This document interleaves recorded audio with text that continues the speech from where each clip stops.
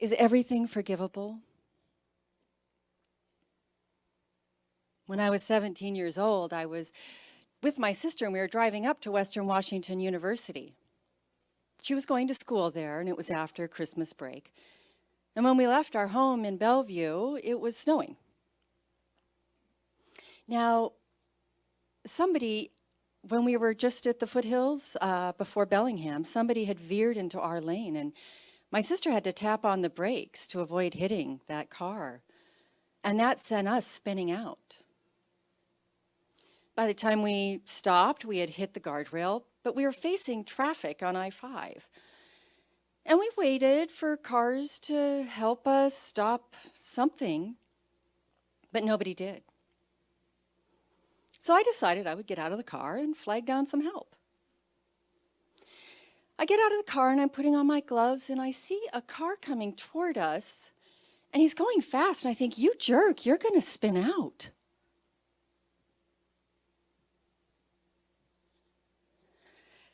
The next thing I know, I am flat on my back next to our car.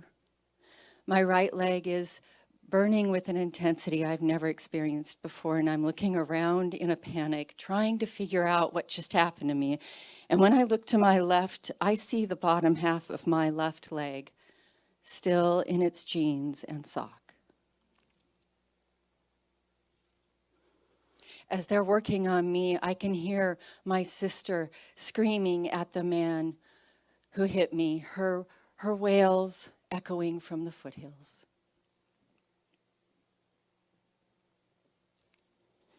In the hospital, they told me how lucky I was that they saved my right leg, but I didn't feel lucky.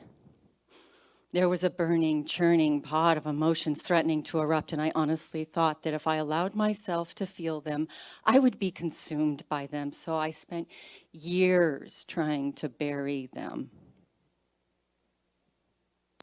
Anger and depression have a way of oozing out, and that's certainly the case with me. When I was putting on my prosthetic leg in the morning, if it didn't fit correctly, I would throw anything across the room. You stupid leg maker can't even make a leg. And when I was walking with my boyfriend, if my leg hurt, which it often did, why are you walking so fast? And every year on the anniversary of my accident, I would just sink into a depression. On the outside, I appeared to be quite the survivor. I learned how to rock climb and kayak, ski, and backpack, skydive, and scuba dive. But it didn't matter what I could do. I still didn't have my leg, and there was one person I could blame for that, the man who hit me. Now, I'd only seen him once, and that was at the trial 2 years after the accident, but he and I weren't allowed to talk to each other. But I saw him over there at his table with his head cast down in shame. But he never looked me in the eye. In my early 30s, I was alone, feeling like one of life's biggest victims, and I could tell that the weight of my unexpressed emotions were limiting my life. I could hardly drive on the freeway anymore. I would sob uncontrollably. So afraid was I of getting hit by another car. I was a student of Aikido, a martial art. And one night, my partner threw me to the mat, as had happened so many other times. But that night, I landed on my back, the way I'd been in the accident. I couldn't get out of the dojo fast enough, and I never went back. I didn't know a lot about post-traumatic stress disorder, but I knew I needed help, and so I started counseling. Therapy was a time for me to finally grieve the loss of my leg and everything that went with it, to unbury all of that anger, the resentment, the bitterness, the blame, the victimhood, the desire for revenge, the depression, the fear, the sadness. And they were big.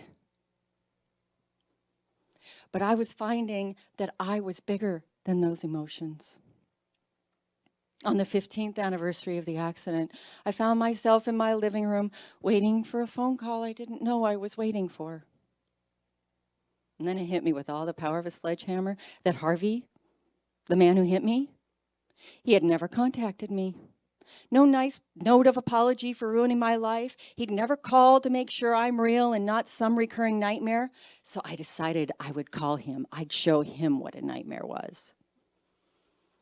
I looked up his number, I dialed, and had to leave a voicemail. The next day at work, it dawned on me, does he remember my name? Does he know that yesterday was the anniversary of the accident? Am I going to have to explain what he did to me before I scream at him for doing it? By the time I got home from work, I was a sweaty mess. And then the phone rang. It was Harvey. Do you know who I am? Do you know what yesterday was? I demanded. And through his sobs, he assured me he did. Harvey and I conversed and connected, and at the end of the conversation, we decided that we would meet. I know that sounds weird and bold, but I wanted him to see me. I wanted him to see me limp. I spent a number of sessions with my therapist arming myself with all the words I wanted to say to him. And unbeknownst to my therapist, I plotted my revenge. While I knew I couldn't rip him apart limb to limb in public, a good chest beating felt perfectly appropriate. I couldn't wait to see Harvey and give him his due. When I saw Harvey, I didn't beat him up. I didn't yell and scream at him. I listened. I heard about what happened during the accident from his perspective, why he made the decisions he made that day. I learned that given everything he knew in that moment, he did the best he could. I heard how the accident impacted his life. Ulcers, a divorce, Jekyll and Hyde personality. I was all ready to rub it in his face how the accident had affected my life, but after hearing how it had impacted his, I didn't have the heart.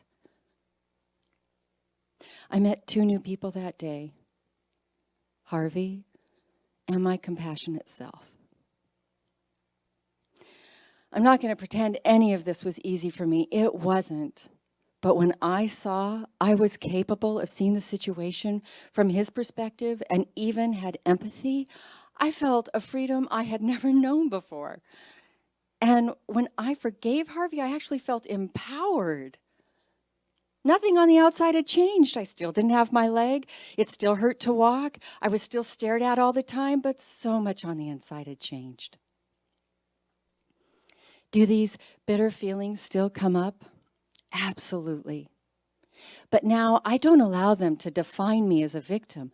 I allow them to remind me to forgive again and again and again.